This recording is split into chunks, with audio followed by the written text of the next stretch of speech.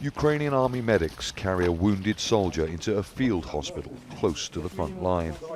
A piece of shrapnel has ripped through his side. The wound looks small, but the sharp metal fragment inside will kill him if not dealt with fast. The medics pump the soldier with anaesthetic and pure oxygen. They pack the wound. He will be evacuated to a hospital further back from the front line to have the shrapnel removed. The team say some nights they have to treat up to 70 men wounded as they defend their positions against the Russian army advance in a town close by. Many of the medics have worked in foreign war zones for decades, but they never expected one day they would be saving lives at home. My whole professional life, I've been treating people. I love people. I love life in all ways. I chose my field because death is the worst enemy. Russians' worst deed is that it turned me, a defender of life, into a killer. I have had to shoot in this war, and most likely I hit the target.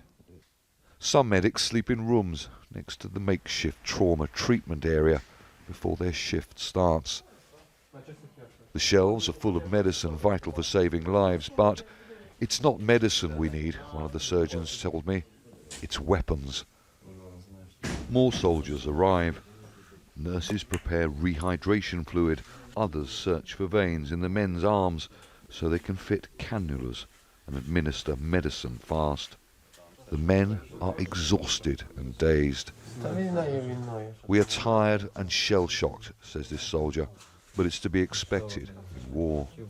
The most common injuries are from shrapnel, gunshot wounds, blown-off limbs, brain trauma and shell shock.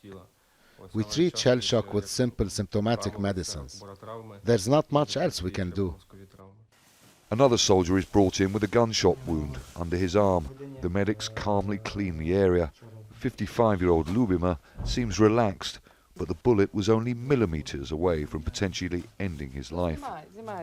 LYUBIMIR took a gunshot wound yesterday afternoon. The medics here say he is incredibly lucky that that bullet did not sever the artery in his arm. He will now go from here, be taken from here by ambulance to one of the local hospitals further back from the front line for further treatment. Some of the volunteers don't want to be identified because they say Russian forces are targeting medics treating Ukrainian soldiers. After being treated, LYUBIMIR eats breakfast while waiting to be evacuated. Before the war, he was a construction worker renovating the Chernobyl nuclear plant. Their mortar guys can get really close to us and they're difficult to see and shoot.